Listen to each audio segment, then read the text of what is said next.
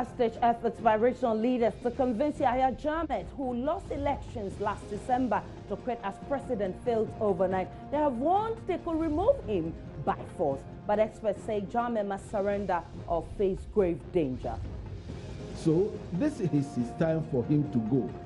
And Adama Barrow has committed no offense, has said nothing wrong. I think we should encourage Yahya Jammeh to leave where he is. It is a vulnerable place. It's a very vulnerable place. So what next for the Gambia as Yahya Jammeh continues to capture the country, threatening not to recognize Adama Barrow as the next president of the Gambia? What happens to security in the Gambia? Will the country come out of this in full peace? What lies ahead of Adama Barrow? Will he have the peace and harmony to rule? What happens to Yahya Jammeh after this inauguration? All of these questions begging for answers will be responded to shortly on today's big story. My name is Aisha Bryan.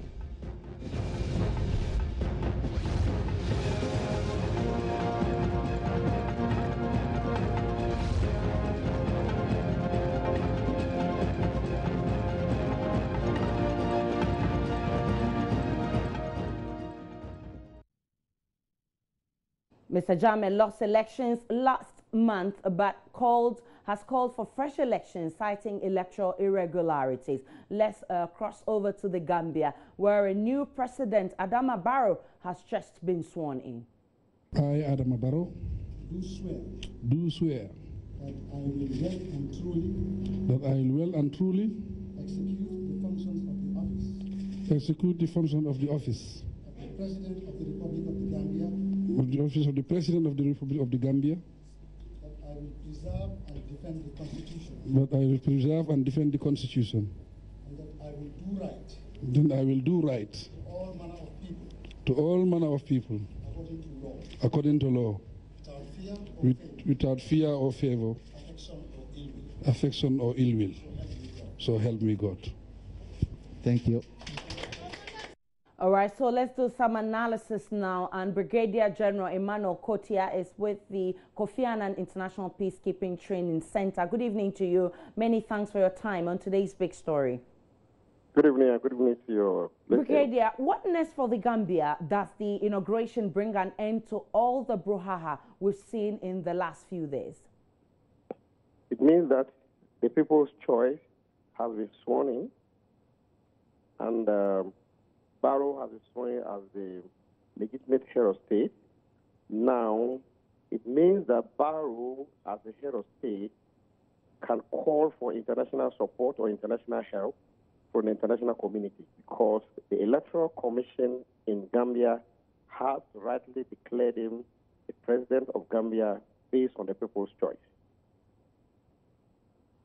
All right. So now Ghana is deploying about 200 or more troops to that country. What role is Ghana expected to play specifically in all of this? It depends on the mandate that the ECOWAS would give the troops, but invariably, probably to protect civilians in the Gambia and to install the legitimate head of state in Gambia. Additionally, I have just seen a communication that the Security Council is to meet on an urgent session on Gambia. It is possible that ECOWAS can also call on the Security Council to come up with a resolution authorizing the request from ECOWAS for an intervention or for a installation or recognizing the legitimate head of state of Gambia. If that happens, then Barrow's swearing in becomes more legitimate and recognized by the international community. Let's look at Adama Barrow as president. Indeed, just a few hours ago, he was sworn in as president. Now, Adama Barrow will now be calling for the shots in the Gambia. But this man, he's in Senegal right now. He'll be calling the shots, all right. But what lies ahead of him? Will he have the peace and harmony to rule his country? Definitely, if the majority of the people have voted for him, you have the peace and harmony. The only caution may be that he must seek reconciliation among the society in Gambia, because as a conflict and security expert, you must try as much as possible to persuade your citizens to unite behind you so that you move the country forward, because the country has been under a particular ruler for a very long time, a dictator for a very long time. So there is a need for reconciliation. It is better for him to approach the governance of Gambia in a reconciliatory mood. Otherwise, there could be other factions, of course, within the Gambia who may be supporting Yahya Jammeh, and that can create problems for him. So he should take over and then assume the responsibility of ruling the country in a reconciliatory mood with the support of all the institutions, legitimate institutions in Gambia. Well, there are many, and indeed there have been pockets of advice from all angles to Yahya Jammeh to surrender or face grave danger, because from today he may not be in a good position, still living in that country and misbehaving the way he has done in the past. What's your own advice to Yahya Jammeh? There are a few options left for Yahya Jammeh. One, he can concede. Two, he can he can ask for an asylum. And three, there could be a negotiated move for him to settle in a different country as a way of ensuring that there is a peaceful transition of and movement of Adama Barrow to occupy the presidency in Gambia. All right, let me have you hold, Brigadier General. Let me speak with Dr. Ziblim Idi, who is MP for Gushegu and also a big brain when it comes to international relations. Good evening to you, Doc. Many thanks for your time. Thank you so much for having me. Thank you. Doc, initially there were people, everybody was not sure whether this inauguration will happen or not. Here we are, Adama Barrow has been sworn in, but there are also people who feel this may not be legal. Should we still see Adama Barrow as president of the Gambia? Thank you so much. I think it is, first of all, extremely unfortunate the events that are unfolding in the Gambia. And for us in Ghana, we should be very much worried because Gambia has been our sister nation in the sub-region. And Ghana-Gambia relationship over the years has improved tremendously. So it's very unfortunate. Yes, to answer your question directly, what happened today is a culmination of the sovereign will of the Gambian people, which was expressed through a free and fair elections, which Jammeh himself conceded to Barrow. So yes, the swearing in of President Barrow today was a legitimate event, and I think the people of Gambia will consider him their duly elected and sworn in president. And I would imagine that the other sister nations in the sub-region will recognize him as the sovereign leader of Gambia. Should we say that the uncertainty in Gambia will end just a few hours after Adama Barrow has been sworn in? We're going to have a stable Gambia? Well, it's very difficult to say when you deal with characters such as Jammeh. But what I must say is that I think it was John F. Kennedy who confessed that that those who make peaceful change impossible makes violent change inevitable. I pray and hope that we don't get to a point where other West African countries have to step in to ensure that he takes leave of the Gambia. But eventually, you cannot reverse the sovereign will of the people. And I think that if you look at ECOWAS, all the system members, and I must say that Ghana was one of the first countries to sign on to the ECOWAS protocol on peace and security. Now, that treaty puts a burden on all other ECOWAS countries to intervene in the domestic affairs of any country where the issue of governance and democracy is concerned. So I will not be surprised to see Ghana, Senegal, Ivory Coast, and other African countries actually, going into the Gambia. And I must also say that we now, we are under the AU. Previously, under the OAU, there was a clause which says that you cannot interfere in other countries' internal affairs. Now, the AU Charter has given, countries the mandate to intervene in their neighbors or other countries' internal affairs, as long as it is aimed at bringing sanity and instilling and promoting democratic governance in that country. So Ghana, Nigeria, and all these other countries are within their right if they go into the Gambia to ensure that the sovereign will of the people is being respected. But also, just as I conclude, that under the UN, we have what we call the right to protect. And this right to protect allows countries to also go in to protect lives and properties of citizens. These are citizens of the world. And so I don't think West Africa or Africa, or even the world for that matter, will sit aloof and allow Jammeh to trample on the fundamental rights of his citizens. Doc, hold on a minute for me. Let me speak with Brigadier General Kotia, who's on the other line. What happens to security in the Gambia? We've seen a lot of people fleeing the country to neighboring countries, fearing of anxiety in that country. Now, will the country come out of this in full peace?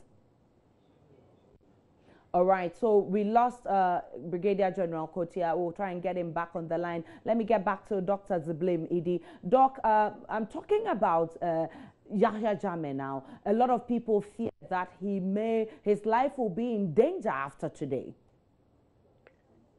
Well, I'm not sure. I think that in the run-up to the events of today, there were a lot of diplomatic moves made by leaders such as the President of the Republic of Nigeria. Many of that have failed.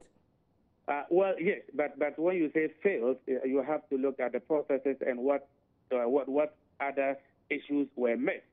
In a democratic process, when you do diplomacy, you allow for certain conditions to be accepted, and if the totality is not accepted to you, then you reject it. Yeah. So I think given where Jammeh is, he may fall back on some of the terms that were offered. One of the terms that was offered, especially by Nigeria, was for him to be granted asylum. And so if push comes to shove, Jammeh may just fall back on that offer and take up that offer. I'm not sure if it's a good offer for him, given what happened to Charles Taylor of recent memory. So if you are Jammeh and Nigeria offers you amnesty, you are thinking about Charles Taylor and you may not be too excited. But there are other options. The leaders of ECOWAS, I think, will be happy to arrange a safe passage for him to go to any country of his choice. I would not mind seeing him in Saudi Arabia, where Idi Amin ended up. And I think he'll also be comfortable there. But as for our West African leaders to work on that, at the end of the day, and I think this is important, the sovereign will of the people of Gambia must be respected, whether it is Jammeh or any other person. In this instance, it was expressed freely. He was the president who presided over the elections. He came out openly to the whole world and conceded. So going back on anything should not be accepted by anybody. So we pray for Gambia, and we continue to hold on to the hope that Jammeh will come to reason and will give up the presidency and allow Barrow to take over. Doc, from what we have seen in the past days, it looks like protocol in the country has been in a disarray. And so as Adama Barrow comes in, he has a lot of work to do. Where does he pick up the bits and pieces and put them together? Well, you'll be surprised. There's something strange about politics. The moment Barrow gets into Gambia, he's going to get the support of the security. Once they identify, they realize that the game is up for Jammeh, they are going to throw their full loyalty to the elected president and the president sworn in. And so I would think that the difficult thing now is to get him into the country. And if the West African leaders are able to do that, I think the people of Gambia will fall in line. Of course, there will always be opposition, but if the will of the people as expressed through the elections is anything to go by, one can conclude that majority of Gambians will want to see him as their president. But for the institutions, as far as the military and the police and all the security forces and agencies are concerned, they have sworn in to protect the Gambia, to protect the constitution of the Gambia, and to protect the territorial integrity of the Gambia. And so no matter who the president is, I think they will respect their duties and ethics of their profession. So the difficult thing for Barrow is how to get in safely. Once he gets in there, I think he would earn the support of the security around him. All right, Dr. Ziblim, I would like us to listen to Dr. Bright Akwete, who is former chief attorney, in the Gambia. He's also a Ghanaian lawyer. And he's saying that at this moment, Yahya Jammeh has no option than to surrender or have himself to blame. And so let's listen to what he's been saying. Even the members of his tribe, the Jola tribe, will not approve what he's doing because they supported him from the beginning. And he committed himself to elections. And he's lost the elections.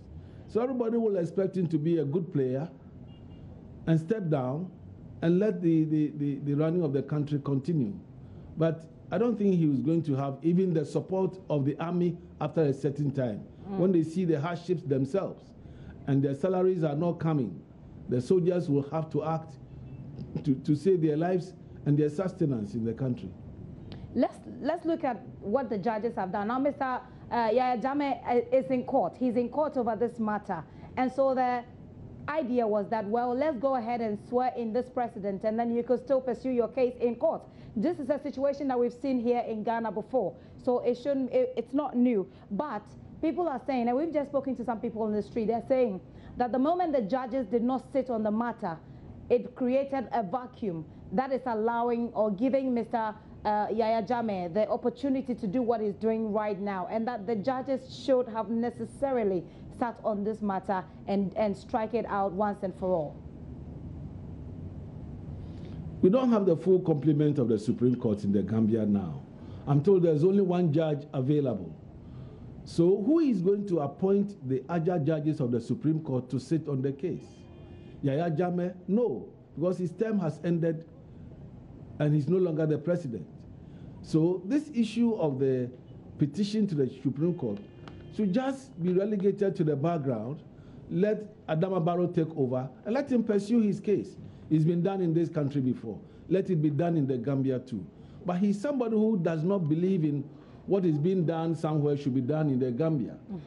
Because this is somebody who refused to accept the two-term policy, that you go for 2 terms and you step aside. He said, no. Why should I go for 2 terms? The Queen does not go for 2 terms. The British Prime Minister does not go for 2 terms. So why should I go for only 2 terms? And if I go for 2 terms, at the end of the 2 terms, I'll be 40 years. And life begins at 40. So why should I go at 40? I should continue. When the people don't want me, I'll go. But now the people say they don't want him, and he doesn't want to go. That's the surprising aspect to some people. But I'm not surprised because I know that this is somebody who at one time had to take over the writing of the Constitution with his Attorney General because he would not agree to the position of the Ghanaian team that went there to help him, that he should not be given power to sack the Chief Justice or dismiss the Chief Justice. All right, so that was Dr. Bright Akwete, who has worked in the Gambia before and who's also a Ghanaian lawyer. Dr. Ziblim, you've heard Dr. Akwete. What do you make of what he's been saying? Well, I think it's very insightful for somebody listening to somebody who has lived in the Gambia, especially the ethnic dimension that he was given in terms of the fact that even the home base, the ethnic region of Jammeh may not even support and like what is going on. Look, what is clear here is that here is a man who has been around for a long time. We know him. I don't think we are strangers in here. People know who Yahya Jammeh is, how he came to power, how he has lived all these years, and all those he admired who came through the barrel of the gun, exited and went through the democratic way. Our own Flight Lieutenant Rollins and others were his mentors when he came around. And so the moment he subjected himself to the principles of democracy, one of the things about democracy is that once you subject yourself to democracy, you must accept the sovereign will of the people as expressed through free elections. And so he's bought in. He probably thought that he can still have his way through this democratic process. Now the people of Gambia have rejected him, and I would pray that he should just exit quietly and allow them to live in peace. Doc, I'll have you hold once more because Brigadier General Kotia is back on the line. Brigadier, earlier I was asking about security in the Gambia right now. We've seen a lot of people fleeing from that country. The country seems to be in disarray. The question many ask is, will they come out of this peacefully or in full peace? I'm optimistic that they'll come out of it peacefully. Depending on the measures or the mandate of the ECOWAS force, definitely would include protection of civilians. Now, one of the repercussions about a situation like this is to create fear and panic, and definitely, people would like to take precautions, and that is why you might have seen the movement of people.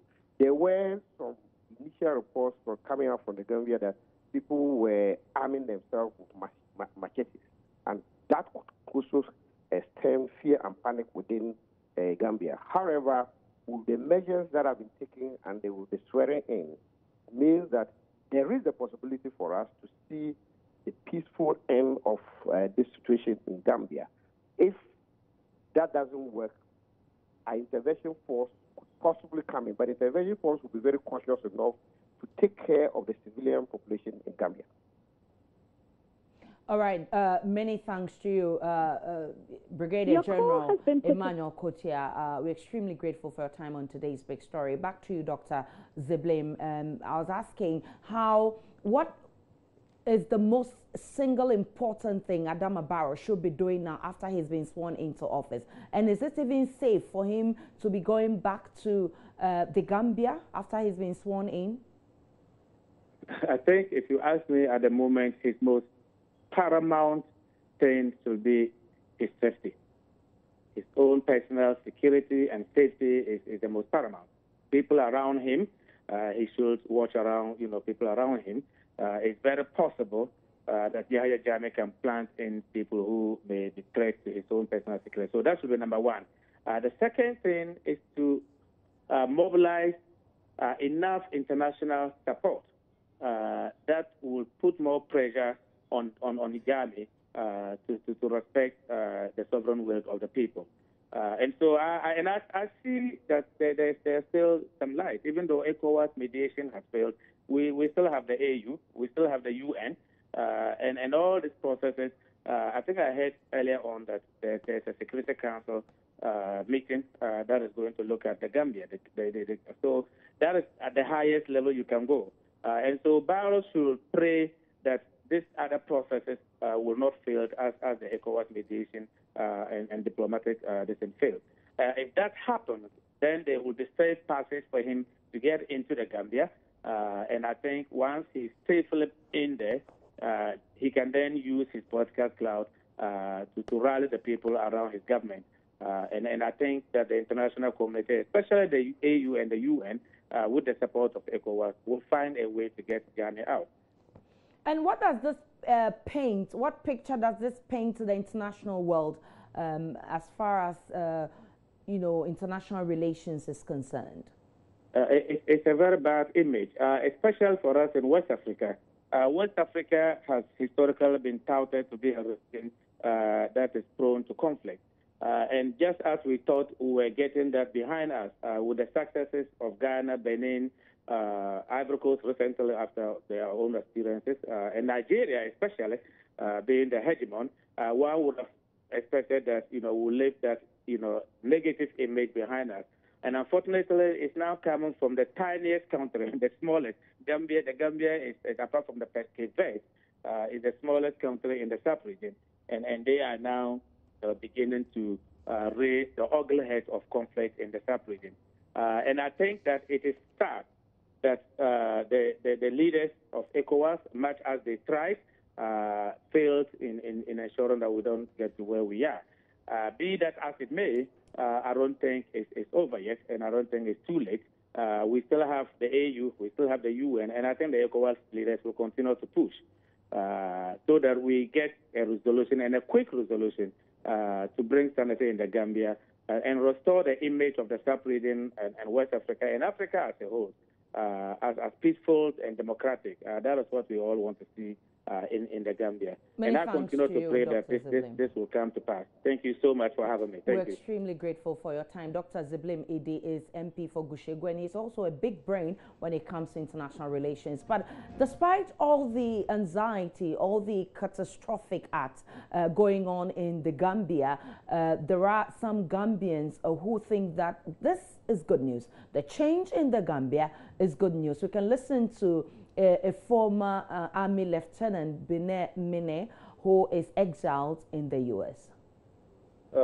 This is a man, Yahya Jammeh, who has been in power for 22 years, Muslim citizens, oppressed citizens, using all ways and means to assert his influence over the people. So I think Gambians have gotten enough of him.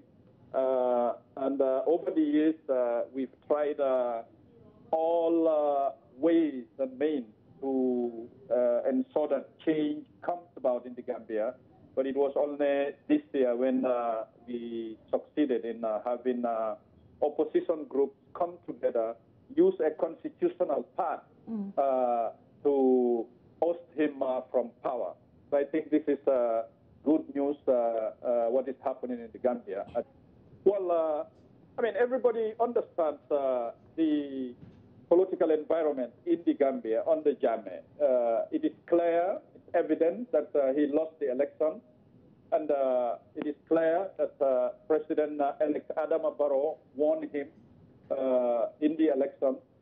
So automatically, the reason why I say it's good news, because Gambians have succeeded in delegitimizing Jammeh by collectively taking the mandate that he had over the past 22 years and giving that mandate to Adama Barrow. So the reason.